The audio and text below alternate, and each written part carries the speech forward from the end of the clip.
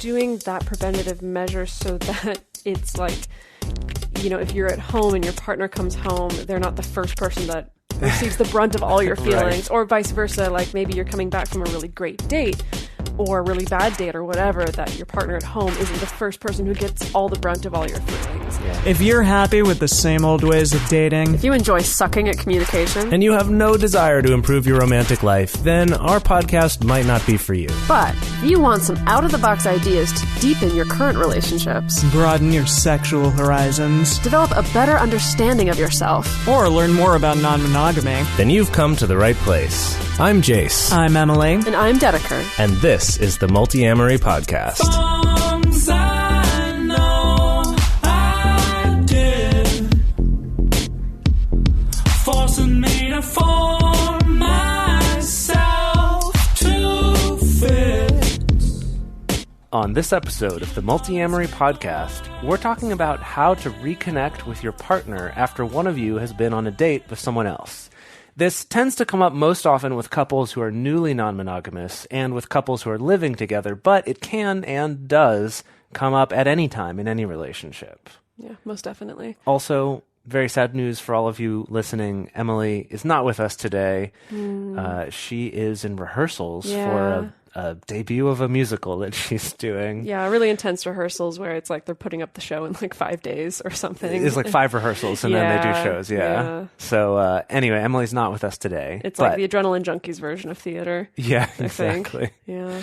But she'll be back next week, so don't worry. You will get her silky liquid gold voice back any moment now.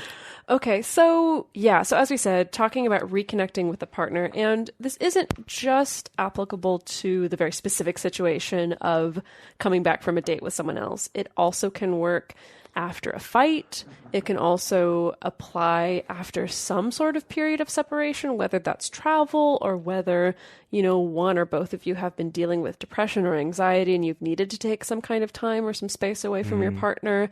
It works in situations like maybe you go to a play party and both of you, or one of you played with other people and now it's kind of reconnecting afterwards. So this is definitely applicable to many, many situations. But the reason why we're talking about this specific situation today is that I've found definitely in my work with clients, this comes up all the time, especially, as we said, for people who are kind of newly non-monogamous. Yeah, and has come up in our own lives, in many relationships, and in our friends' lives. So this is a fairly common thing, and we are going to talk about it, for the most part, we are going to talk about it in the context of a couple who live together, because that's where this tends to come up the most, when you'll see someone immediately after a date because you live together. They've been out on a date, they come home, or you've been out on a date and you come home to the other partner. It's kind of like any time where, the default is that if you go out on a date, that the first person you come back and see is this other partner. And this doesn't necessarily have to be someone that you live with all the time. For example, Dedeker and I live together part of the year. Or for those of you, who might live far away and often spend the night at the other person's place for extended periods. There's lots of different ways this could look, but just kind of to clarify, for this episode, we're going to be talking about it kind of in the context of a couple who live together, but just understand that this can apply in other situations as well. Right. So let's talk about exactly what the pattern tends to be. I feel like we've all been there. Yeah. So your partner, from one point of view, so your partner has just been out on a date with someone else, possibly having sex with them. And then when they come back, you feel such a mix of feelings that you just don't even know what to do, right? You want to reconnect, but you have a whole bunch of conflicting feelings. Or on the other side, you've been out on a date and you're coming home either from a good date or from a not good date, either way. And the same thing. It's like, not only am I feeling conflicted feelings myself and like wanting to reconnect, but also maybe feeling elated or sad. But then also I don't know how they're feeling, and maybe they're feeling mixed things, and maybe those aren't compatible at that moment, right? It's just a whole mess of things that can happen. Right. So if you're the partner who stayed at home while your partner went out on a date, you may feel a number of things, or a number of behaviors may come out. And so, you may feel lonely or frustrated, like maybe you're not used to spending a lot of time alone at home, and this is the first time that you've had to spend an extended period of time where your partner's not home for dinner or not home to stay the night or something like that. And so maybe it's feeling lonely, maybe it's feeling a little bit listless, maybe not sure what to do with yourself, maybe feeling frustrated because you feel like you just had to stay home with the chores, like with the dishes or with the kids, or while your partner got to go out and have this like really fun first date or go have sex with someone or whatever. When your partner comes home, I've experienced this personally myself in the past, and then I've also heard a lot of clients talk about specifically the phenomenon of really feeling like they don't want to be touched. Like their partner comes home and maybe they go to hug them and their body just like kind of freezes up or tenses up, or they feel sick, and sometimes a lot of people like who talk to me about this, they don't know why. They're like, I'm not necessarily upset about my partner being away, but for some reason, like when they come to like hug me or touch me for the first time, I'm just like, ugh, I don't want to be touched. So that's a really common phenomenon. Or sometimes the opposite, that you may feel the desire to like really glom onto your partner as soon as they come home. Like maybe you immediately want to have sex or immediately want to physically connect in some kind of way. That's also possible. If things are feeling tense or are feeling not so great for you around your partner going on this date, or around being open in general, or maybe there's been some trust issues, or, maybe there was a fight that happened as your partner was heading out the door, there may be still residual feelings from that. You may still be feeling anger or sadness, or there may be some jealousy. Again, all these things can also be compounded as well. Or you may just be feeling just kind of standoffish, or there just may be some kind of tension. So like all kinds of things can come up that are potentially negative, and all of these things can stack and can be all happening at the same time as well. Right. Yeah. Like we were saying about a mix of all of these feelings, since you don't know what to do. Right. And I did also want to say that, with these things, like they can come from past baggage, they can come from certain beliefs that we've been taught about relationships or about ourselves or about our partners. They can come from a lot of different sources, and we're not going to focus in this episode on the causes of them or what that is, although that could also be a useful thing, especially if you find the same things coming up over and over again, that could be a useful thing to talk about with a counselor or a coach or a therapist or something like that. I know Dedeker does a lot of that sort of work with her clients. And I think just another thing to bear in mind is that for a lot of people, if this is your first experience, just of this particular scene of your partner going away, going on a date, and then coming back, like bear in mind that culturally we're not really taught what we're supposed to feel in that situation. Yeah. I think that now, as non-monogamy, ethical non-monogamy is kind of becoming more of a topic of conversation, there's more people talking about, what is appropriate for you to feel. Should you be super jazzed and compersive for your partner? Should you be like nothing but supportive? Or I think that that's starting to become more of a conversation, but just bear in mind that like no one's given us a cultural script for like, this is how you're supposed to feel, or this is how you're supposed to act, or this is what you're supposed to talk about. So in the absence of that, I think that's why so many different things can come up, is because there's also a lack of script of how do I even compose myself in this situation. Yeah, and my hope with this episode, too, is that if you came away from this episode with nothing else other than just realizing, oh, other people feel these things too. There's not something broken about me. This doesn't mean that because I feel this, I must not be suited for non-monogamy, or, right, like all these thoughts that we can have, because, again, we don't have a script. We don't have examples of, like, what's normal. Right. We don't see sitcoms about this to see, like, oh, look at all the feelings they can have. So on that note, other feelings you can have if you're the partner coming home from the date, you could be confronted with a feeling of like guilt or shame. I know this one came up for me. It still does sometimes, because we're so culturally programmed with that. And another one could, on the other side, be like uncontained excitement. Like you're just so jazzed after this date because you're falling for someone. You've got all those chemicals rushing through your body, feeling awesome. And it's like, I don't know how to act normal because I'm so excited. Right. Also, there could be kind of like on the other side, wanting to have sex with your partner immediately could also be that. You come home just like really aroused or with just increased affection, even if it's cuddliness and not sexiness. Of just like, wow, this is so amplified for my partner now that I've had this experience of going out with someone else. Right. It It's helps actually, me. yeah, it's surprisingly easy for those feelings that come up if you're excited about a first date or if NRE is starting to kick in. It's surprisingly easy for there to be transference of that onto your existing partner as well, which is Yeah. most of the time like a really good thing. Right, right. Or you could be coming back with frustration or hurt or upsetness if your date didn't go well, right? Or if it was stressful or you felt rejected, right? That you can be coming home with those feelings. Or you can also, based on how you perceive your partner that you're coming back to, based on how you perceive them responding, you could also have feelings of anger or hurt or jealousy if they seem upset, or if you perceive them to be upset, even if they might not even feel that way. But you could immediately go to this place of having a reaction of like, well, I was so supportive of you on your date and now I'm not feeling that. Or, right, something like that. Or just like, I'm so hurt because you really encouraged me and now you're seeming upset. My feelings of guilt that I already had are now compounded and now I'm angry about it, right? Like it can, again, this mix, like all these can interplay with each other. Right. And I just want to reiterate, I don't want to make it sound like, if you're someone who's thinking about opening up or you're looking in the future and like pretty soon you're going to be having this experience of you or your partner going out on a date for the first time.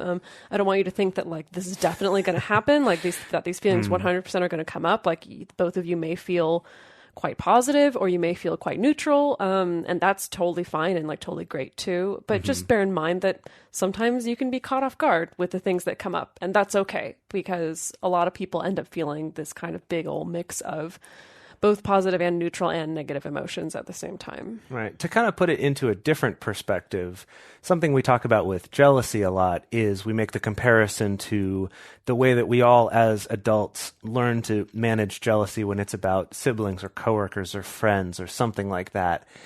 And I think part of that is because when we have those feelings, we have a script for it. We've seen examples of it in other places, like our parents or on our TV shows or whatever, where you see someone be jealous, you see them deal with those feelings, you see them either be motivated by it or put it into other things, and rarely is the conclusion of this person must not love me or they must not really be my friend or they must not be a good family member, because we have examples of it, even though we're feeling a hurtful, negative feeling. Right. I think with this, it's a kind of a similar thing of just acknowledging the fact that these feelings are normal and that there are ways to deal with it and move past it. I think just even that can be very empowering to realize like I'm not broken. There's not something wrong with me. If I do feel these, even if it's only every now and then, and most of the time I feel great. So the next thing we wanted to look at is kind of what not to do.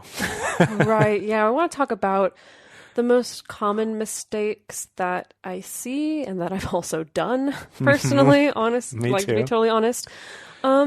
So there's just a few of these. One of them is, if it's time to reunite, you come home or you're there and your partner comes home. And I guess the most common mistake is forcing a reconnect right away when maybe the two of you are not quite ready. Maybe you've had a bunch of feelings that came up if you're the partner who's on the date and you still kind of need to process that. Or maybe if you were the partner who's at home, a bunch of feelings came up for you and you're not just, you're not quite ready to immediately hop into super intense processing with a partner or to hop into sex or anything like that.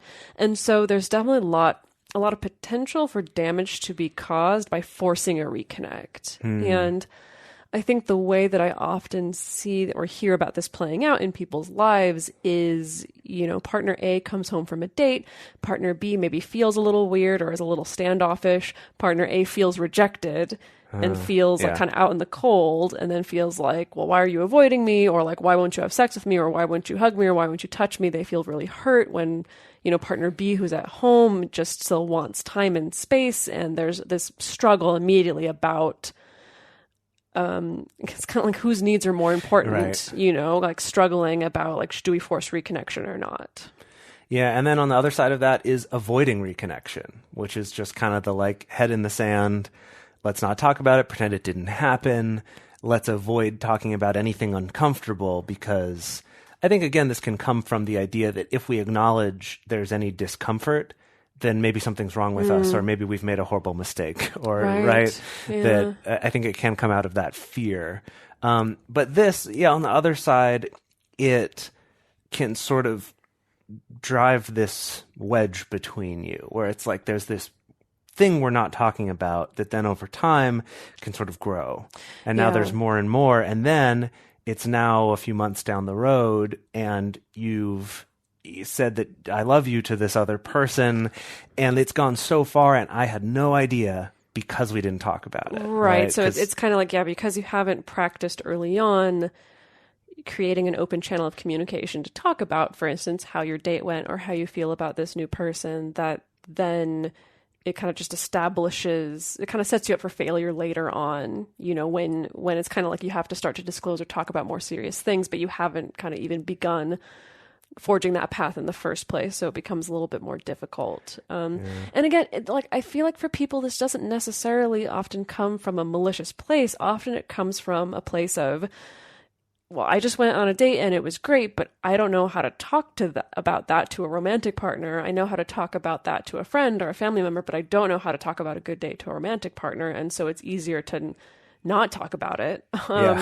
And same thing on the person who was at home. Like, I know how to hear about a good date from a friend or a family member, but I have no idea how to even receive or ask about a date that my partners went on. And so it's easier to just not talk about it. Like, that's often how this kind of intentionally avoiding like the reconnecting and processing happens. Yeah. So another common thing that I think happens on the part of the partner who's at home, sometimes that person can kind of go to freezing out or stonewalling the partner who came home. And often this is the result of, like, if there's still some unresolved tension around this person going on a date in the first place, or unresolved tension around being non-monogamous in the first place, or maybe unresolved tension around the person that they're going on a date with, or even if all that's fine, unresolved tension about something they argued about before they left the house, that sometimes the reconnecting process, the person who is at home can really intentionally weaponize kind of the standoffishness, I suppose, to make it to be totally honest, often it's a bullshit test that's part of like punishing your partner for being away, or, trying to withhold intimacy in some way to kind of bait your partner into kind of chasing you, and kind of, I don't know. I talk about it so negatively because I'm a person who used to do shit like this all the time, this kind of manipulative bullshit of, I need to stonewall you, or I need to freeze you out in order for you to proactively demonstrate wanting to reconnect with me, instead of me being able to ask, hey, I would love for you to hug me, or I'd love for you to say something nice to me, or whatever. Like, I have to be manipulative to try to get you to come after me. I've also heard it referred to as like playing emotional chicken. It's kind of like that one. Of like who can hold out the longest, right? Even if the other person doesn't know they're playing this game. Of like who can not make a move the longest and force the other person to be the one to take the initiative. So I think I bring that up not so that if you're the partner who's coming home so that you can like accuse your partner at home of doing this, more of like, if you're at home and you are feeling standoffish, like it is okay to feel that, but just make sure that you check yourself to make sure that like the reason you're pulling away is not because you're hoping that part of it will punish your partner as well, or make your partner feel bad or something like that. Yeah, I think a good test for that is, if you do feel that need to pull away, is that something that you can talk about and be honest about and say, I'm feeling this, I need a little bit of time. And if you can't bring yourself to say that, maybe this is coming from a place of wanting to hurt them. That's a good test. We'll talk a little bit more about that later in the episode. So then another one, and this one is one that I have often been guilty of, which is you're the one who was on the date and you immediately downplay it. Downplay your enjoyment of it. You don't talk about the good things or the things you're excited about. You just emphasize what was like maybe not great, or maybe what wasn't as good as your other partner, right? Something like that. And this one, I feel like people think, I certainly did, you feel like, oh, I'm going to make them feel better by not saying, oh my gosh, it was amazing, and then assuming that they would then feel like, oh no, they had such a good time and they don't have a good time with me. But this actually radically backfires and actually can cause even much worse feelings when then, you kind of downplayed it, but you do end up going on another date with them. Right. Your partner who you downplayed this to and was like, yeah, no, it's just okay. And then you go on another date and then another one and you spend more time with this person. And then now they're going, they didn't even seem to really be that into this person, but they're still spending time with them. Right. I must be so bad to be with that even this is okay, right? It's just a bad, dishonest way to start into things, even though it has good intentions. Yeah, definitely.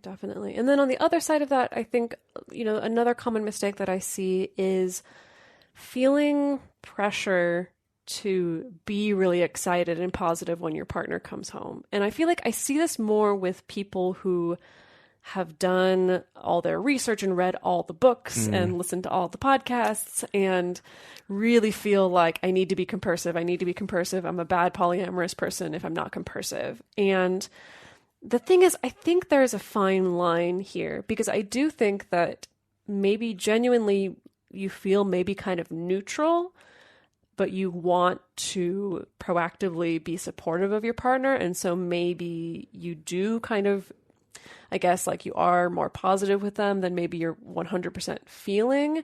And like, I think that's okay. I think there is something to, like we've talked about before on the show, kind of fake it till you make it. Like, it's okay to kind of stoke like the little bit of you that maybe does feel positive or feel compersive, just to kind of try to encourage that neural pathway and also to help your partner feel really supported, because it probably feels quite vulnerable on their side too. But I think there is a fine line between the fake it till you make it and the just totally faking it, Right. The sense of like, I feel awful, I feel miserable, but I want to be like a good poly person. And so I'm going to give you a high five, even though I don't feel that way either. And trust me, I've also tried to pull this one, and I don't know. I guess I'm not that good of an actor because people are always able to call me on it if I'm really feeling like crap, but trying to fake being okay or fake being compersion. Yeah. So again, and I could go off on like a whole soapbox about compersion itself being, I think, a wonderful thing, but I think it's something that happens more organically, and I think people do try to force it. Anyway. But we won't get into That's that another today. episode. Yeah. So we do want to talk about, some strategies for avoiding these particular mistakes, and also to give you some actual practical solutions to turn to for navigating this particular process of reuniting, and also reuniting if it's feeling tense or feeling weird with either of you. Right. And essentially to kind of give those examples, like we said, that we don't have. These examples of here's how this interaction can look. Here's some ways that it can be done that are positive, that are good. Because like we said, we don't really have examples of this. We don't have scripts for it. We don't we don't have any role models for it. All right. So now we want to dive into some of these solutions and tools and kind of new ways to look at this dynamic of coming back from a date or your partner coming back from a date. And the first part we wanted to start with is starting with the while you're apart. So like even before you've actually reconnected, but while you're away, either out on the date or sitting at home with yourself, maybe having some of these feelings coming up. Yeah. So the first thing is always my go-to advice. And I feel like if you've been listening to the show for a while, you're going to roll your eyes and be like, oh, there goes Dedeker again. And it's mindfulness of your body. Yeah, that's nice. Basically, okay, so let's say you're at home, your partner's out on a date, you're feeling weird or you're feeling frustrated or you're feeling lonely.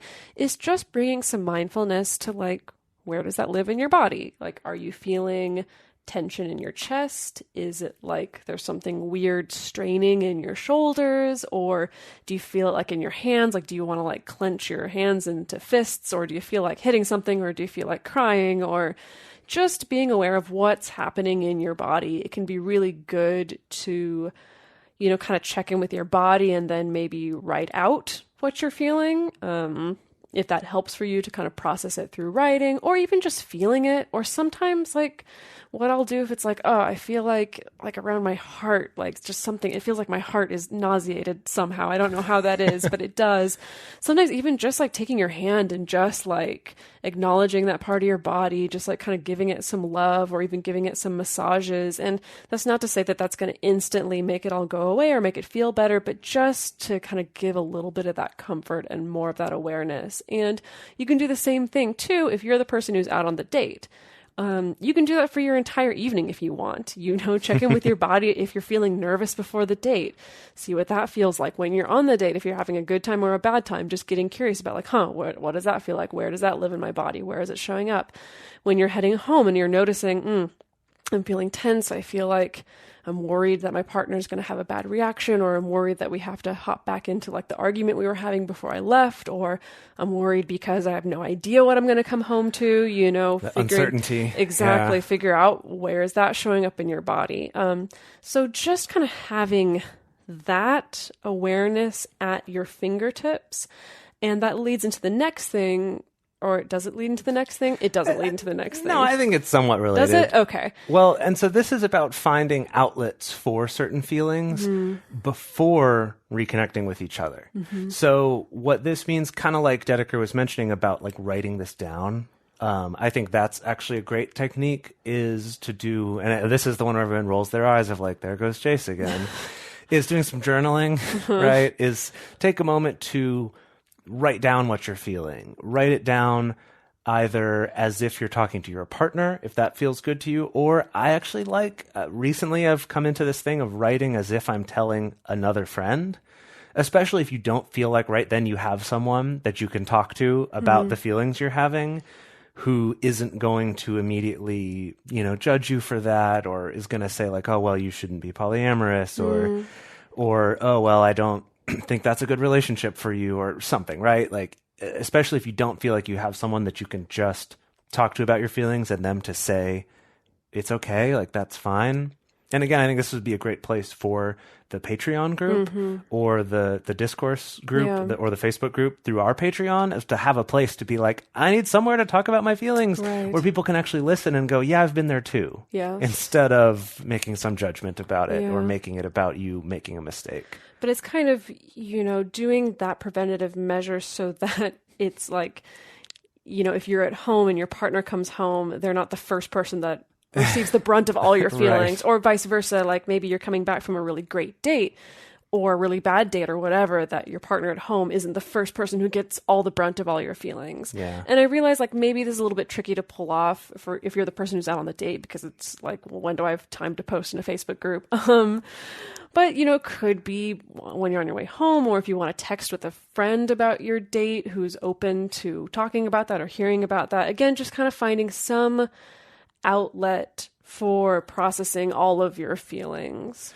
Yeah, I think that what you just talked about of like, take that moment. I know it can feel like I need to get home right away because especially if you are worried your partner's upset or that they've been feeling bad, it's like, oh, I got to rush home and get there as soon as I can. But honestly, taking 10, 15 minutes longer to get home by taking a moment to, on your phone, log into the Facebook group and like post about how good your date went or how exciting it was or how it was exciting but you're also nervous or whatever it is, or to talk to a friend if you have a friend who is supportive. Or like you were saying, just write it in your notes app on your phone if there's no one that you can exactly send it to right in that moment. Just get it down.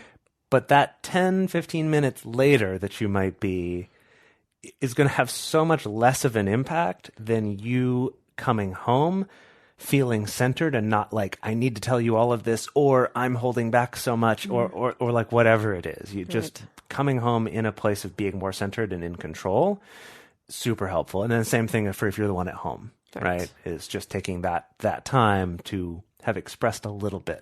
So like Dedeker said, they're not getting the brunt of everything all at once. Yeah. So when it comes time to actually reconnect, like you've actually come back home, you're actually back in the same space. Again, bearing in mind what we were saying earlier, that this can be so fraught for people and so awkward for people because, again, we're not taught how do you have a conversation with a romantic partner about a romantic date they had with someone else or sexy times they had with someone else. You know, we don't have that script. And so it's good to keep it really simple. Again, like we said earlier, you don't have to hop straight into processing everything right away, but you also don't have to avoid it. This is going to sound really obvious, but a really good first question when you come back. Again, this is like before you've touched this person or before you've tried to like hug this person or whatever. Great first question is, how are you feeling? Or what are you feeling? And that's why I think it's really important to have that body awareness and for both of you to be on the same page about sharing that, because it gives you a bigger vocabulary for being able to talk about these things with your partner, especially if you're not entirely sure exactly what your feeling is or how to put it into words. It gives you a place to start, that if your partner comes home and they ask, how are you feeling or what are you feeling? You can be like, you know, like my stomach feels a little bit sick, but like my chest is feeling kind of good, but I'm feeling some tension in my fingers, and like that's okay. It doesn't necessarily mean anything. It doesn't mean I'm mad at you or I'm sad or I'm jealous or I'm depressed. It's just like, this is what's happening in my body. Yeah, and a key part of this, and this definitely helps to have this conversation beforehand, is that the point of this is not about problem solving. That's for later. That's for another time. Right now, all that matters is just trying to understand and just finding a way to express how you're feeling, and then also just receiving it and being like, oh yeah, I understand that, you know, thank you for sharing that, or that makes sense, or whatever it is. And to go along with that, there's this term called focusing, which is a term, as far as I understand, coined by Eugene Gendlin, which is a term for finding the right images or phrases or metaphors or words that fit how we're feeling. And that by finding those, and it can take some experimentation, but by finding those, that will actually by itself just cause an easing of tension and a feeling of resolution in your body. And so kind of like Dedeker was using very physical things of like, oh, my chest feels this way and my fingers feel tingly. This could for you be more metaphorical. It could be like, well, I don't know. I kind of feel like, you know, a chicken with my head cut off. Sorry, Emily, it's not vegan, a metaphor. I right? feel like a vegan chicken nugget. Vegan chicken nugget. Right? Or like, I feel like, you know, my head's in a blender, or like what, you know, or I feel like I want to put my tender heart in a blender. Oh my goodness. And watch it spin around to a beautiful Yeah, oblivion. exactly. Whatever works for you. It says right images, phrases, metaphors, song lyrics. There you go. Yeah. You know, that works. I think the point that we're getting to here is that reconnecting, and if your first question is, how are you feeling, that it's a conversation that goes beyond, I feel fine, or I feel okay, or I feel good. Or I feel bad. having to say good or bad. Yes. Like having to put a value on it. Yeah, definitely. That and again, ideally, this is why it's important for maybe both of you to listen to this ahead of time, or to talk about this ahead of time, of knowing that this is going to be the quality of conversation, that when we ask how you're feeling, it's going to be more qualitative rather than valuative. Valuation. Yeah. That's a word, right? Yeah. Sure. I'll roll with it. Just that, we're going to be more specific in the ways that we're feeling, and just kind of accept that without judgment. Yeah, definitely. And I think that right there is actually a very powerful tool in a lot of ways when it comes to connecting or talking about your feelings, especially when you're dealing with new feelings. Like if non-monogamy is new to you, there's going to be new feelings that come up because you're doing new things and changing your beliefs. Right. And again, I want to reiterate like what Jase was saying about how this isn't necessarily the moment for problem solving right away. I know for me, what I'm always guilty of is if a partner does come to me and is like, oh, like I feel sick to my stomach, or I feel like I just want to cry a whole bunch, that immediately I'm like, well, why do you feel that way? Let's talk about that. How do we fix that? You know, and again, that like, that's maybe not the moment for that conversation. Like it's just hearing how you're feeling and then just listening to that. Yeah. Because it's also possible that that person doesn't want to fix it right now. Yes. Sometimes it's like, no, I just want to, I want to have these acknowledged and feel these feelings. It's not something I need you to take away from me or that I need to run away from. Right. Yeah. Right. So question number 1, how are you feeling? Love it. Question number 2, from both of you to each other, what do you need right now? And again, this seems like a super obvious question, but I think that that's the thing is like when you first ask, how are you feeling? And then maybe your partner is like, I feel really upset or I feel like I want to cry. That can be really easy for you to make an assumption like, oh, that must mean he wants a hug, or that must mean he wants me to talk about this, or that must mean that, no, again, like before you hop into these assumptions about how to solve the problem, just straight up ask, what is it that you need right now? And the answer could be a number of things. It could be, I feel like actually I would love a hug from you right now. Or what I need from you right now is I need you to tell me why you still think I'm sexy. Or maybe it's, actually, I think I need a little more time and space to myself right now. I need to finish watching my TV show. Exactly. You came home too early. Can you please shut up for a second? Or it could be multiple things. I think what I would like right now is I'd like to give you a hug, but then I would like to go back to the couch and finish my show. And then maybe let's cuddle in bed later. And this is also a fantastic opportunity to practice your consent and negotiation. So, for example, you could say, what do you need right now? Or I even also like the phrasing of just like, what would you like right now? Because sometimes what do you need right now almost has like an accusatory tone. Yeah, that's true. But that's really up to how that feels for you. But say they say, I would really like to hug you and cuddle with you. Or like, I really want to have sex with you right now. If you're not feeling that, like maybe you're the one who needs space to practice the negotiation aspect of consent, which is the like, I really don't feel like doing that right now, but could we just sit together and hold hands for a little bit while we do something else? Or, maybe like, let's hug. I'm not really ready to cuddle. I'd still like a little time, but that where it's not just sort of like a yes or no, or it's not, I have to force myself to do this thing that I'm not really feeling, but instead it's a teamwork. It's a negotiation. Right. It's okay, I know you want that. Well, could I offer you this instead that's within what I'd like to do as well? Right. But also, just to reiterate, saying no is also okay as well. It doesn't have to be a negotiation. Sure, But it could be. I'm just saying that like there's a wide spectrum here where if you come home and your partner wants to have sex right away and you're not ready for that, either it's a straight up no, or there is space for you to say like, I don't know if I'm ready for that, but like, can we get into bed and cuddle and talk, and then kind of, you can counteroffer and take things from there. Yeah. So connected to asking about, what each of you needs or wants or would like in this particular moment in reconnecting, there's a lot of options. And we wanted to throw out there talking about the power of ritual. We had someone in one of our discussion groups bring this up recently, but just like the power of when we come back together, we have a particular ritual where we're both entering back into like the space that we share together, not just the physical space that we share together, but also like the emotional and mental space that we share together as well. And for different people, that can look different ways. You'll have to negotiate that with your partner to see what feels good. For some people, it is like, I come home from a date and I'm going to go shower and like change into like our favorite comfy clothes and then we'll come back together, or we're going to come back together and like go for a walk, or just figure out what for you makes sense.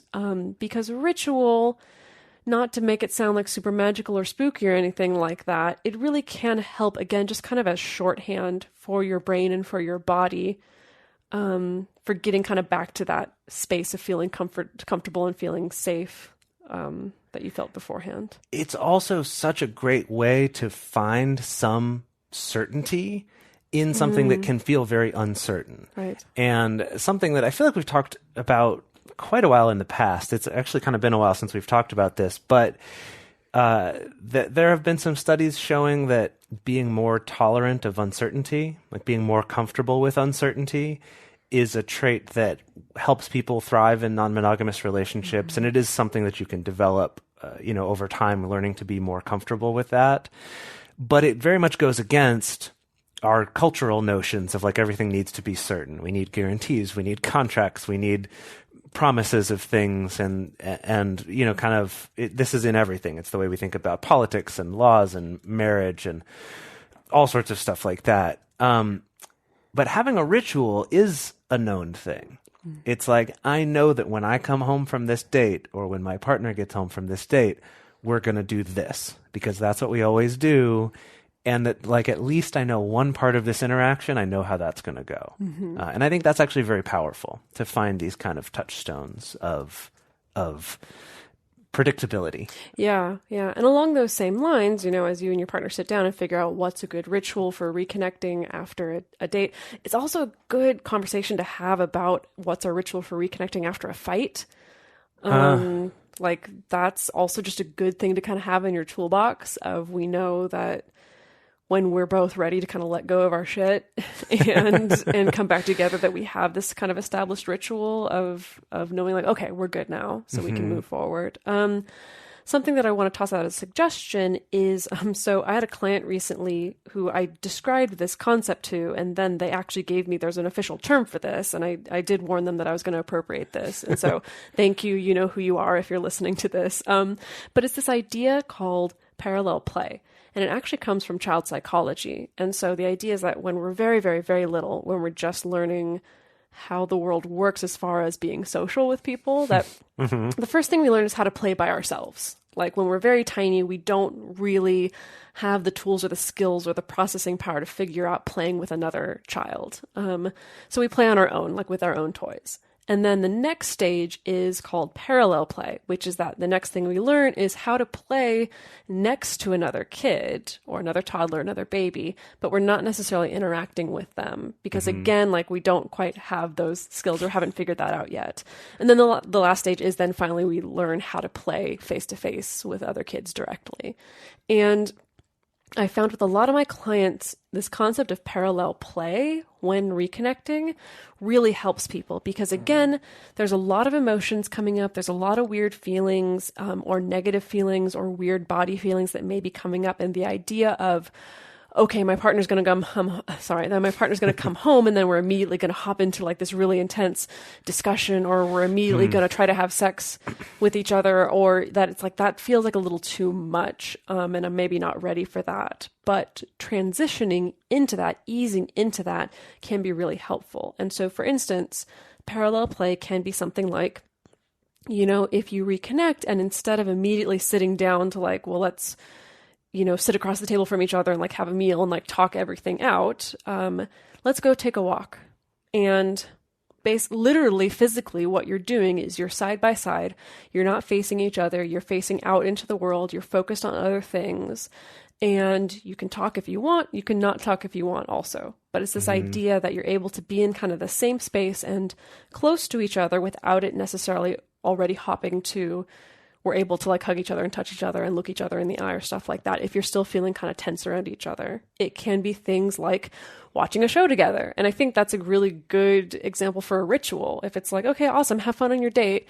When you get back, we'll sit and we'll watch the next episode of our show. Right. Like, that's the first thing that we're going to do. So it also both gives you something to look forward to. Yeah, that's exactly. tied to this ritual. Exactly. Yeah. Or doing something like a puzzle.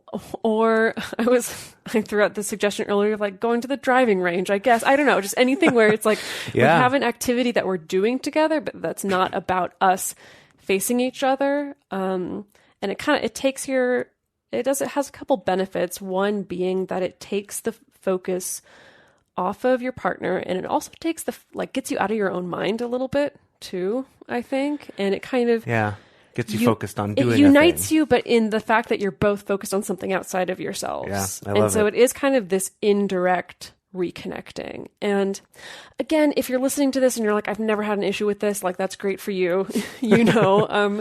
For some people, and myself included, that I've definitely had times where it's like, as soon as my partner gets home from a date, like, we're going to sit down and crack a beer and debrief and talk about how it went. That's great. And that's a wonderful thing to be able to do. But if you're not feeling that way, I found that parallel play or working parallel play into a ritual somehow is a really, really good strategy for kind of being able to ease into reconnecting again without fully diving into it yet, if one or both of you are not quite ready. Yeah. Then the next thing we want to talk about is when it actually comes to talking about the date. And this is there's two parts to this, and that both of them have both a telling and an asking portion.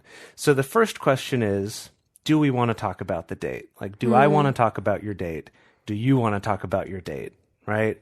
Do we want to talk about it? And that's like, if I have a strong feeling of like, I definitely want to talk about it, I can express that. Or if it's like, do you want to talk about it? Because I could kind of go either way. Right? You can sort of feel this out, but is kind of telling or asking. But then the second part that's really important to go with that is specifying whether you'd like to talk about it now or in a little bit or the next day or another time, or again, asking them, right? Because it could be like, I really want to hear about your date, but I'm fine to talk about it now or another time. Like, Right. what feels good for you? And they might go, yeah, I want to talk about it right now. I got a lot on my mind. Or they might say, you know, I'd rather just do our stuff together and let's talk about it tomorrow at lunch. Something like that, right? But realizing that there's no obligation to have that conversation at a certain time or in a certain way. And that's a question that involves both of you Right. weighing in of Right, like, right, what do you want? Here's what I want. Let's, again, kind of like with the consent thing of like, let's negotiate this and find something that works for us both, rather than feeling like there's like, well, we have to talk about it right now because that's what I read about in, you know, whichever poly book I read. Right, Like, right. That's what you got to do. So we have to do that. That's kitchen Right. table poly. That's what we're trying to do. Yeah. Or the other extreme, which is we're just going to avoid talking about it because we don't know how to talk about it. Right, You know? right. So that's why I think it is important to, you know, again, so if your first question is, how are you feeling? Second is, what do you need right now? What do you want right now? What would you like right now? And third one being, you know, do you want to talk about your date now or should we talk about it later? Or some variation of that. But I think it is important to at least acknowledge just the fact of like, we're going to discuss it in some way. However, like if you want to spend 3 hours on it or if you want to spend 2 minutes on it, like that, Yeah, it just is want a going to, quick- it is going to get discussed and it's up to us to negotiate when that's going to happen. And we on this podcast, like we really encourage people to practice those skills of talking about other partners, talking about how dates went, negotiating with your partner, figuring out what level of disclosure feels best for you. We really would discourage you from trying to avoid it altogether. Since, like we said at the top of the episode, it kind of sets you up for some failure or some major stumbling blocks later on. And so even if it's going to be a 2-minute conversation, just still acknowledging that like, let's actually make some time to debrief or talk about this date in some form or fashion. And again, you know, it's like, this is usually something that applies early on in a new relationship. So like if this person's been seeing their other partner for 6 months, then maybe you're not going to keep having like a debrief about how every date went. Right. It could just be a brief like, oh, what'd you guys do? Oh, we went and saw this movie. Right. Right. Yeah. It could be that simple. Yeah. But early on, as the two of you are starting to develop these tools, you're starting to build these muscles, you're starting to figure out these scripts, it is good just to be proactive in starting to establish that there's space for these things to be talked about in the first place. So one thing that I really wanted to bring up is actually something that I would suggest not to do. And I bring this up because I think it's something that we all think would be the normal thing to do, and that's to ask this question. How was your date?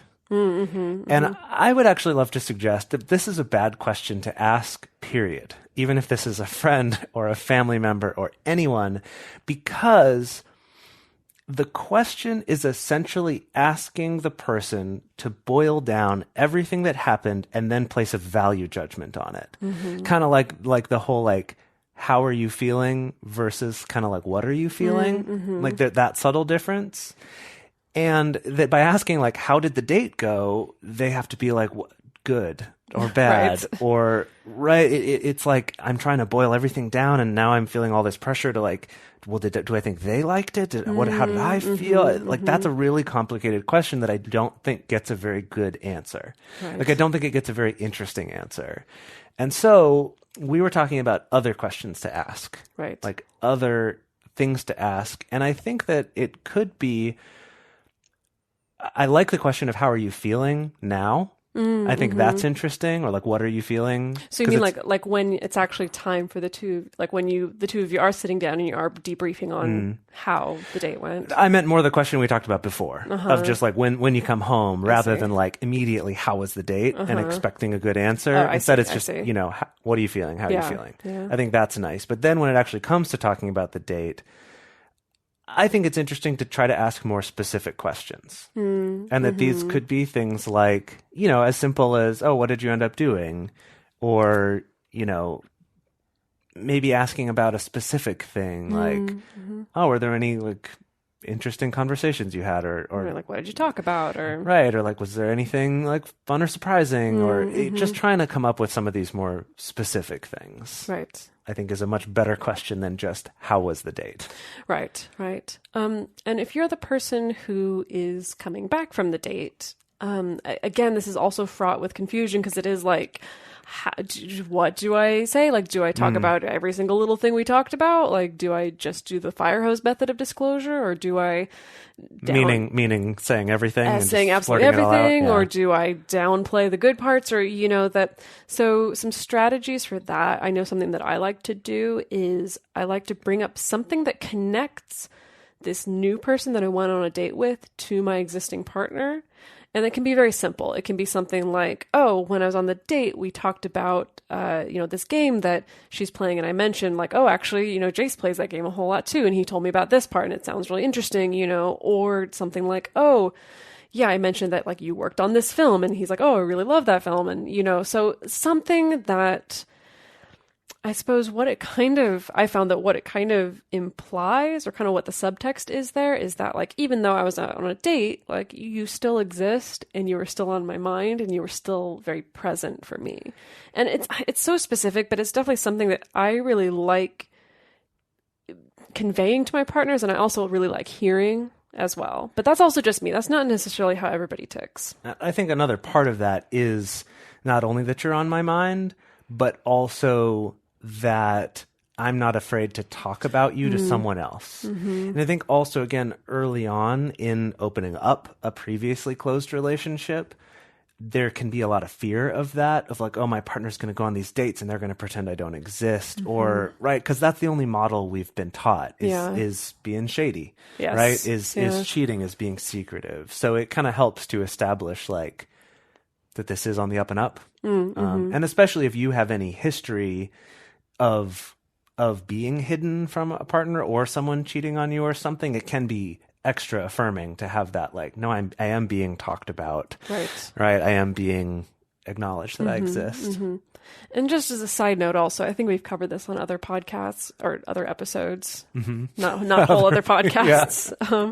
On other episodes, when you are out on a first date, that is a good strategy to find some way to bring other partners into the conversation. It doesn't have to be like all about them, but it can be a good litmus test. Yeah, I think it's part definitely. of part of being unapologetic, like this idea that you can talk about your other partners in a realistic way, if they're a part of your life, your everyday life. And establishing early on that like these other people are a part of my life. And important to me. That you don't get to pretend they don't exist, and I'm not going to pretend they don't exist. Right. Yeah. So yeah, that's something we've covered on other episodes, but I'm just saying that like if you're doing that, then that's an easy thing to also bring home and be like, oh yeah, I mentioned this thing about you and this is what they said and yada, yada, yada. Right. Another question that I like to ask, basically in the spirit of not leaving things too ambiguous, but also leaving room for there to be freedom and flexibility and change. I think that another problem with the question of just how did your date go is you can get the response of like, it was good, we had a good time, or I don't know, I'm not sure how I feel about it, or oh, I didn't really enjoy myself. That unfortunately, those answers, while it seems like they're answering something, they don't actually answer like the practical question of what happens now or what happens next. Right. I know in my personal experience, I've had a lot of experience of, I asked someone, how did your date go? And they're like, oh, it was great. We had a really good time. And I make the assumption like, oh, that must mean that they'll probably see them again. or that this will become maybe a more serious relationship, and then the partner never sees them again. In reality, it was more of like a hookup or something. Maybe something like that, or vice versa, where they're like, oh, I don't know, I'm not entirely sure how I felt about it, and I kind of assume like, well, maybe that's kind of a dud, and then they keep seeing that person. And so I tend to cut to the chase a little bit of asking, are you interested in seeing this person again? And I think the really important thing here to bear in mind is, in asking that question, I think that an ambiguous answer has to be okay, because your partner probably doesn't know 100%, especially if it's a first date. You know, it may be like, I don't know, they seem cool, but I'm not sure, or I'm not sure if they like me, or something along those lines. So I think that's kind of the tricky and important thing with asking your partner if they're interested in seeing this person, or a second date or a third date or whatever, is it doesn't necessarily mean that whatever your partner answers now is going to be set in stone. Yeah. And also realizing that your partner doesn't know how the other party on this date feels. So if it's just like, are you going to see them again? It's like, well, unless we made a plan already, I don't know an answer to that. And being asked that can feel like, oh gosh, I'm being put on the spot. And so instead, the question like you phrased it of, are you interested in seeing them again? Or I like the wording of like, oh, would you like to see them again if you get the chance? Then that kind of gives that caveat of like, I understand that might not happen the way you think it is, but just, would you like to see them again? At least gives you that that certain answer, the answer that's important of just like, is there a chance they're going to go out again? Right? Yeah. So I feel like this is a pretty good set of tools. Again, like I said at the beginning, I think if you came away with nothing other than understanding that your feelings are normal and that they're not insurmountable, like I feel like that's a victory, right? If you've even gotten just that. Yeah. And I think definitely that, you know, there's this whole spectrum of feelings that may come up if this is the first time you're ever experiencing this, and you don't have to necessarily judge that this is how it's always going to feel every single time. I think, again, just remembering that like this is new and we don't have a script for this, and you for yourself and you with your partner will figure out what feels the best for us, what's our ritual for reconnecting, or what's the best way for us to talk about this for it to feel good. But just bear in mind that that's a skill to be learned. That's something that you are going to learn over time. And it's not something you're going to figure out like the first night that you're home alone, or the first time that you go out on a first date that's with someone who's not your partner. Yeah, exactly. Like leaving room for that uncertainty. Even though, I guess it's kind of finding the things that you can make certain, like the ritual and stuff like that, so there's less need for your partner to know all the answers right now.